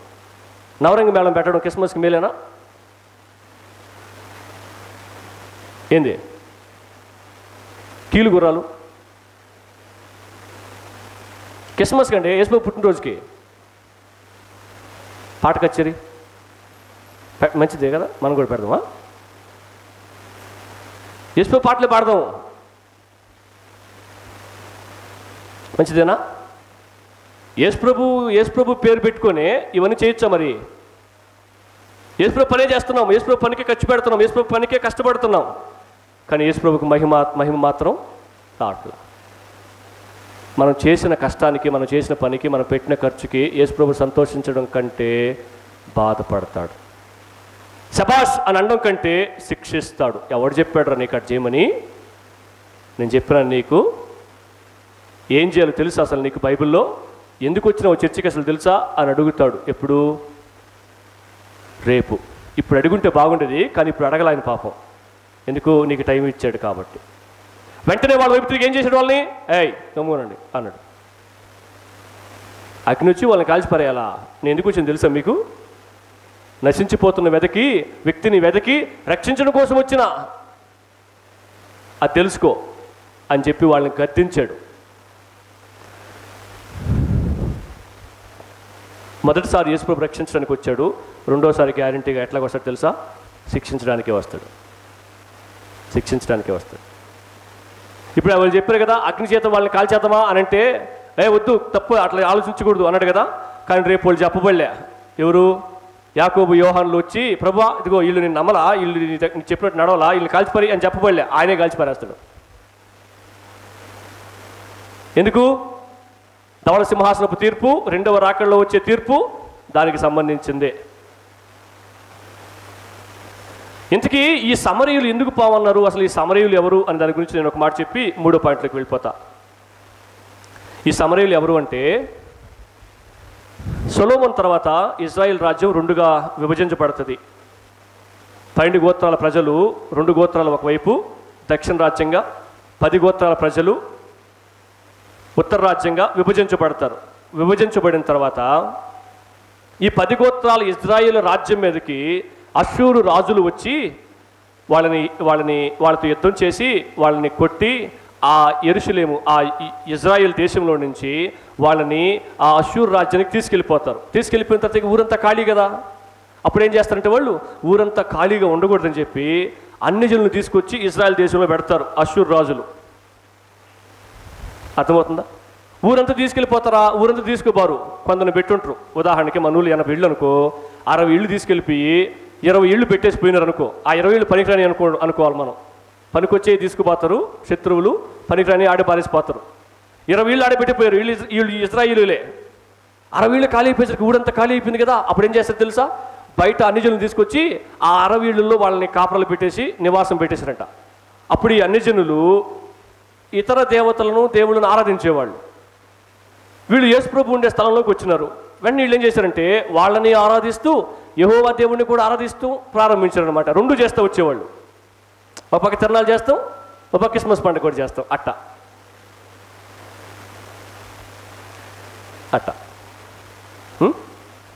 అర్థమేంటిది మీకు? ఇట్లా చేస్తూ వచ్చేసరికి కొంతకాలానికి ఏం చేశారు? వాళ్ళ పిల్లకాయలకి పెళ్ళిళ్ళు చేయాలా, ఎవరిని తీసుకొస్తారు? ఆడపిల్లని మగపిల్లని వీళ్ళే పెళ్లి చేసుకుని స్టార్ట్ చేశారు. అంటే ఏమనర్థం? విడువబడిన ఇజ్రాయేలీలు వలస వచ్చి నివాసం ఏర్పాటు చేసుకున్న అన్ని జనులు వీళ్ళు ఏం చేశారంటే వీళ్ళ పిల్లకాయలకి పెళ్లి చేసుకుని స్టార్ట్ చేశారంట. మిశ్రమం అయిపోయింది, మిక్స్ అయిపోయింది అనమాట. ఇప్పుడు ముస్లిం సహోదరులు మనల్ని చేసుకోరు, మనం వాళ్ళని చేసుకోం కదా. వాళ్ళు మనం చేసుకుంటే ఎట్లయిపోతే తెలుసా? అలా అయిపోతాయి. అలా అయిపోయింది అనమాట. అయిపోయేసరికి దేవుడు ఒప్పుకోడు. ఎజ్రా కాలంలో ఒప్పుకోలేదు, నెహెమ్యా కాలంలో కూడా ఒప్పుకోలేదు. అట్లా చేసుకోవడానికి వీల్లేదు అన్నాడు. కానీ వీళ్ళు ఏం చేశారు? అలా చేసేసుకున్నారు. చేసేసుకున్న తర్వాత వచ్చిన జాతే సంకర జాతి సమరయులు. వారిని అంటరాని వారిగా పిలువబడతారు. మీకు తెలుసా, మన భారతీయ సంస్కృతిలో కూడా ఉంది. దాన్ని చదవరు మనోళ్ళు. చదవడానికి తెలుగులో తర్జుమా చేయరులే. ఏంది? సంస్కృత భాషలో ఉన్న గ్రంథం తర్జుమా చేయరు, తెలుసుకుంటామని. బైబిల్ తర్జుమా చేస్తారు, ప్రతి భాషలో తర్జుమా చేస్తారు, తెలుసుకోవాలి కాబట్టి. అవి చేయరు. ఎందుకు తెలుసా? అసలు సంగతి అర్థమైపోతుంది. ఎందుకు? ఆ పుస్తకంలో నువ్వు నేను ఉన్నావు లేం, మనం తెలుసుకుంటామని. అందుకనే క్రైస్తవులు ఎక్కువ శాతం మాలామాదిగోళ్ళలోనే ఉంటారు. ఎందుకు తెలుసా? మనం దాంట్లో లేం కాబట్టి. అందుకనే గుళ్ళో కూడా మనం రానిచ్చేవాళ్ళు కదా ఒకప్పుడు. ఇప్పుడు ఎందుకు రానిస్తుందో నువ్వే తెలుసుకోవాలి. సరే, అది పక్కన పెడదాం మనం. అలా వీళ్ళని వాళ్ళలోంచి వచ్చిన బ్యాచ్ వీళ్ళు. అన్య జనులు, విడవబడిన ఇశ్రాయేలు పెళ్లిళ్ళు చేసుకోవడాన్ని బట్టి పుట్టిన జాతినే సమరయులు అంటారు. అందుకని ఈ యూదులు వీళ్ళు నకిలీ క్రైస్తవులు. ముస్లింలు కూడా ఉన్నారు, దూదేకులు. వాళ్ళని ఏమంటారంటే నకిలీ ముస్లిమ్స్ అంటారు. అందుకని వాళ్ళు ఒరిజినల్ ముస్లిమ్స్ కాదంటారు.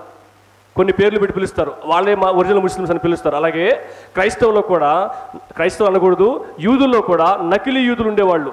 ఒరిజినల్ యూదులు వేరు, నకిలీ యూదుల్ని ఏమనేవాళ్ళు అంటే సమరయులు అని పిలిచేవాళ్ళు. అందుకనే సమరయ ప్రాంతానికి యేసు ప్రభు వెళ్ళడానికి ప్రయత్నం చేసినప్పుడు శిష్యులు వెళ్ళరు. ఎందుకని? శిష్యులందరూ యూదులు కాబట్టి, వాళ్ళు సమరయులు కాబట్టి అక్కడికి వెళ్ళకూడదు మనం అంటారు. ఆ వాడలోనికి, ఆ ఏరియాలోనికి వెళ్ళకూడదు. అది వెలివేయబడిన జాతి, అంటరాని జాతి అని అంటారు, సంకర జాతి అని అంటారు. వాళ్ళే సమరయులు అని మనం గుర్తుపెట్టుకోవాలి.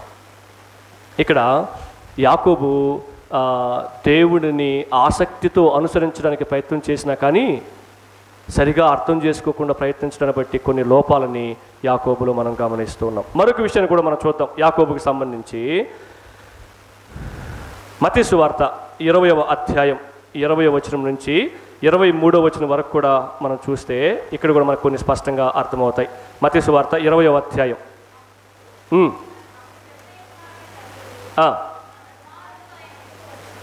జబదయి కుమారుల తల్లి తన కుమారులతో ఆయన యొద్దకు వచ్చి నమస్కారం చేసి ఒక మనవి చేయబోగా, ఏమని మనవి చేసింది? నీవేం కోరుచున్నావని ఆ యేసు ప్రభు అడిగాడు ఆమెని. అడిగిన వెంటనే ఆమెం చెప్పింది తెలుసా? అందుకమే, నీ రాజ్యమందు ఈ నా 2 కుమారులలో ఒకడు నీ కుడి వైపునను ఒకడు నీ ఎడమ వైపునను కూర్చుండ సెలవిమ్మని ఆయనతో అనేను. అందుకు యేసు ప్రభు, మీరేమి అడుగుచున్నారో అది మీకు తెలియదు. నేను త్రాగబో కిన్నెలోనిది మీరు త్రాగగలరా అని అడుగగా వారు త్రాగగలమనిరి. ఏంది, దాచరసమా తాగేయడానికి? కాదు.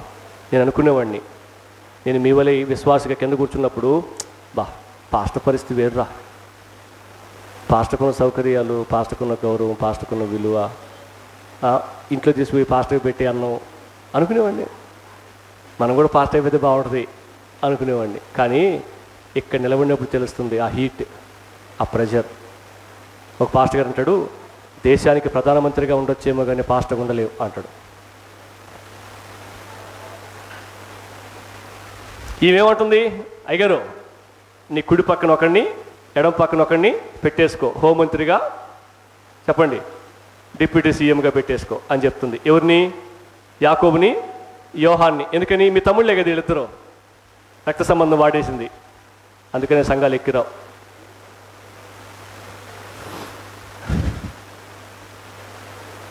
వెంటనే యేసు ప్రభు ఏమన్నాడంటే, అది నా చేతిలో లేదు అని అంటూ, నేను త్రాగబోయేది మీరు తాగలరంటే తాగేస్తాం అంటుంది ఆమె.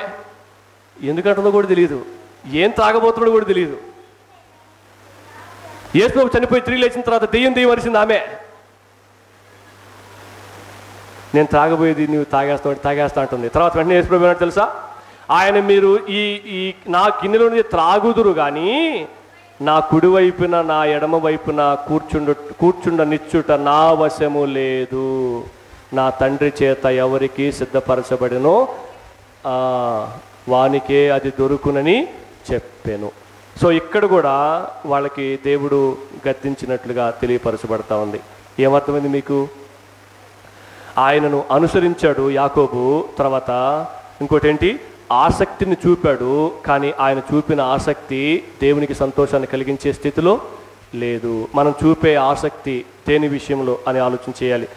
పాట పాడడం మంచిదే, అందరూ వచ్చినప్పుడు పాట పాడాలనుకోవడం తప్పు. మనం పాడడం లేదు, వేరే విషయం.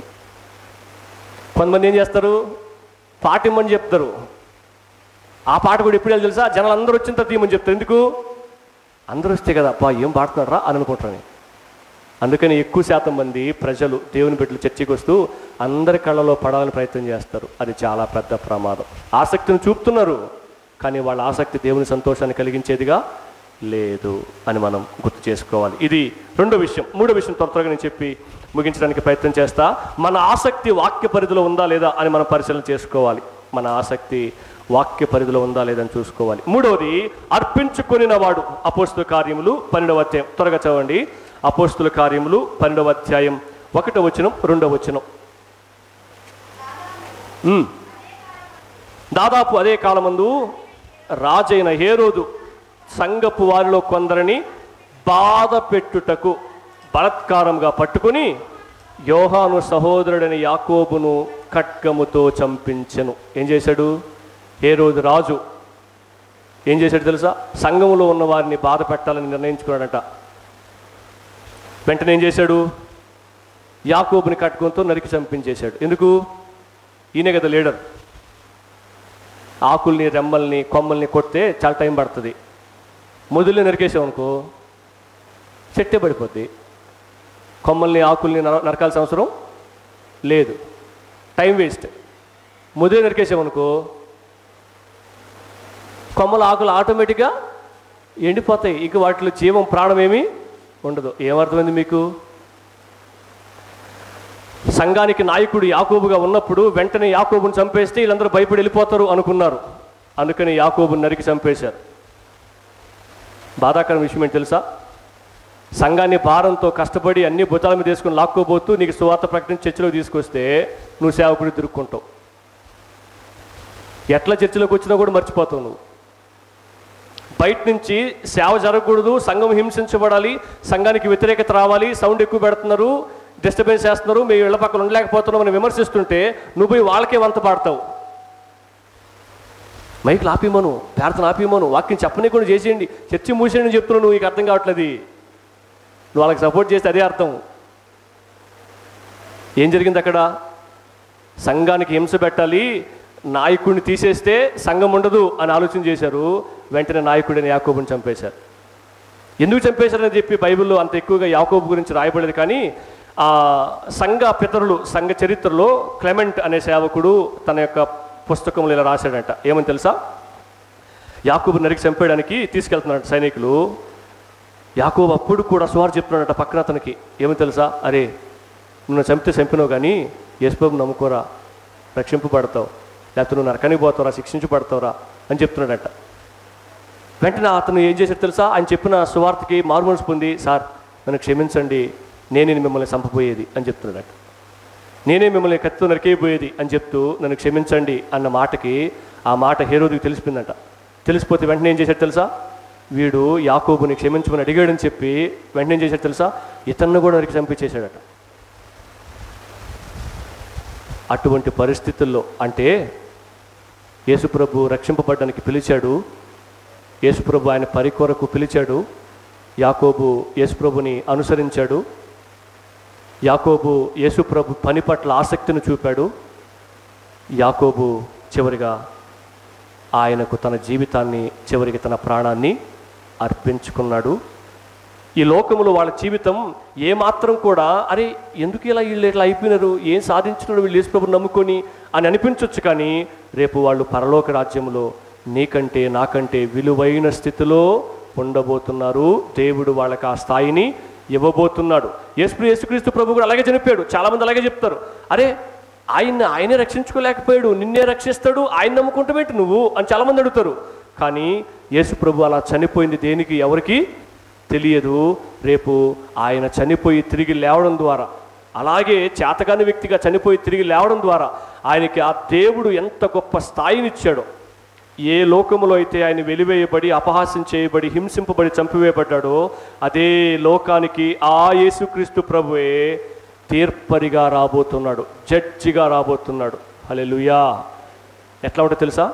అంటరాని వ్యక్తి అని చెప్పి ఊర్లోంచి కొట్టి నెట్టి ఊరవతలకు పంపించేస్తే ఆ వ్యక్తి లైట్ కింద కూర్చొని చదువుకొని అదే జిల్లాకి కలెక్టర్ అయ్యి వస్తే అదే ఊరికి వచ్చి కారు ఆపితే ఎట్లుంటుందో తెలుసా? అరే వీణ్ణా అంటరానుడు అనుకుని మనం కొట్టి బయట నెట్టేసాం సార్, మా అర్జీ చూడండి సార్ అని ఓడికాడికే పోయి చేతులు కొట్టుకుంటూ పడుకుంటే ఎలా ఉంటుంది తెలుసా? అలా ఉంటుంది రేపు. అదే స్థితిలో లోకం ఆయన్ని వెలేసి చంపేసింది. అదే లోకాన్ని రేపు దేవుడు పరిపాలించడానికి రాబోతున్నాడు. పరిపాలించడం మాత్రమే కాదు, నరకానికి పంపించాలన్న ఆయన చేతిలోనే ఉంది, పరలోకాన్ని తీసుకుని వెళ్ళాలన్న ఆయన చేతిలో ఉంది. ఆ స్థాయి ఆయనకి ఎలా వచ్చింది తెలుసా? ఈ లోకములో ఆయన అన్ని వదులుకోవడాన్ని బట్టి, అన్ని భరించడాన్ని బట్టి, తన ఇష్టాన్ని చంపుకొని, తన జీవితాన్ని చంపుకొని దేవుని కొరకు బ్రతకడాన్ని బట్టి, దేవుని ఇష్టాన్ని నెరవేర్చడాన్ని బట్టి.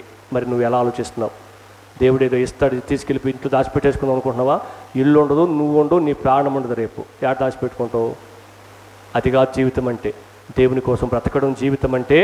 ఇక్కడ దేవుడు నిన్ను తీసుకొచ్చింది, నన్ను తీసుకొచ్చింది ఆయన కోసం బ్రతకమని చెప్పడానికి. చెప్తాం దేవునికి, ప్రభువా, తలలు ఉంచుదాం, కళ్ళు మూసుకుందాం, ప్రార్థన చేసుకుందాం.